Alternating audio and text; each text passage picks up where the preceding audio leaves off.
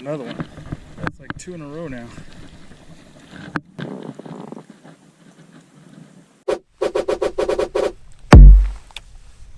What's happening, guys, and welcome back to the Monster Bass channel. My name is Jeremy Francis with Fishing the Lone Star, and we're breaking down crankbait fishing because this box was loaded with some awesome baits, in particular the Hammerhead by Monsterbass. Let's talk about this particular square bill and what makes it so great.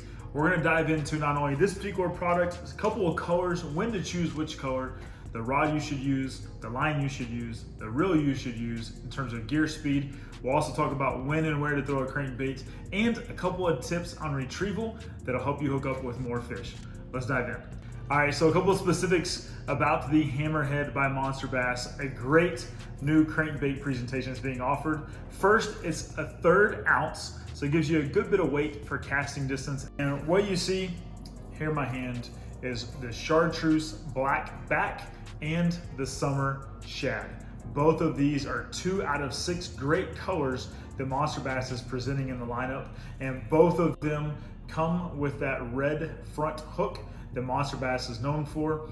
That helps fish kind of have something to key in and target on. They're not always going to bite that front hook, but it just gives them, again, something to aim for. These hooks, as I'm kind of talking, are getting stuck in my fingers because they're also made by Japanese katana hooks and are super sharp, super sticky, and are great hooks that are put on these square bill cranks. So let's talk a minute about really the tackle, meaning, I guess, let me rephrase that. Let's talk about the gear that you should be using to throw crankbaits. First of all, the rod that I'm using is a crankbait rod specifically designed for crankbaits, made by TFO. It's a 7-foot cranking rod.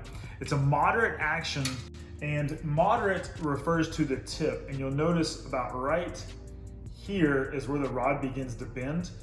And then if I continue to show you, there's a really good parabolic bend to the rod.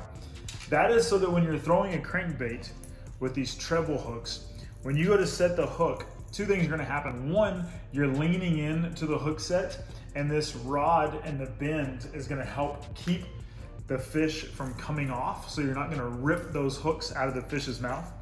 And the second thing is, as you're then retrieving or reeling that bass into your boat or onto the bank, this hook and this bend, when the fish gives the bends, the rod's gonna bend and give with the fish, allowing it to stay hooked up. So you're not gonna lose as many fish as if you were throwing a stiffer rod with a faster tip. It's not gonna give as much. You need that parabolic bend and a rod to help you hook up fish, which is why I've used this particular one.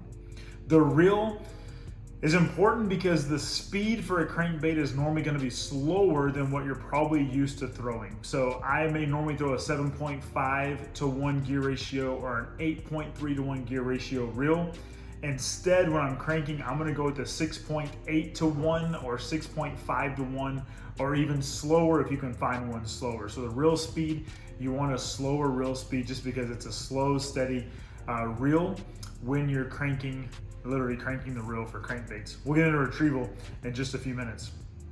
The line, okay, the line's super important. And I wanna explain this for just a minute because with crankbaits, the line diameter will determine how far this bait dives. So traditionally it's gonna dive around 3 to 4 feet. However, if you have a thicker line diameter, it's gonna prevent this bait from diving deeper, whereas a thinner line diameter is gonna help this bait dive more. So let me break that down and explain a little bit more. I right now have 14-pound fluorocarbon on this reel. It's gonna allow this to dive probably around the 2.5 to 3 foot range, okay? If I was to change from 14-pound to 10-pound fluorocarbon, a thinner diameter, it's gonna allow the crankbait to dive deeper. Now, you would think that heavier line means it's gonna sink more. It does the opposite because the density of water with a thicker line allows that bait to stay up higher. So if I went from 14 to 17-pound fluorocarbon, then this crankbait would dive probably only 1.5 to 2 foot, and it would stay up higher in the water column. Whereas if I downsize my line to 10 to 12, it's gonna dive deeper. Hope that makes sense. Just wanna break down line and what that means.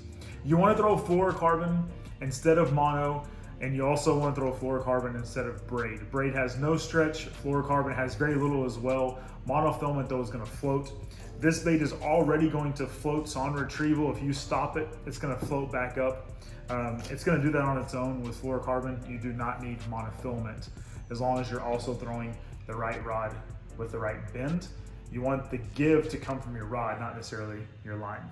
All right, let's talk about retrieval, because it's super important with the crankbait on how you're retrieving the bait and the lure. Now, if you're throwing a crankbait, you're throwing it up shallow, likely because again, it's between a 3 to 4 foot diving crankbait. You want that square bill, and the way this is designed is to deflect off of cover, to deflect off of rocks, to dig in a little bit into the ground.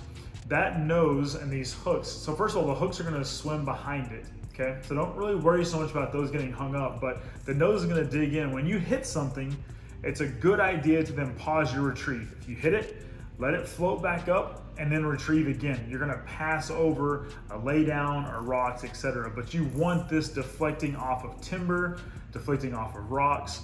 Sometimes if it's not thick grass, you can also get it in the tips of grass and rip it back out, and it will draw a lot of strikes that way. A steady retrieve is usually what's best with the crankbait.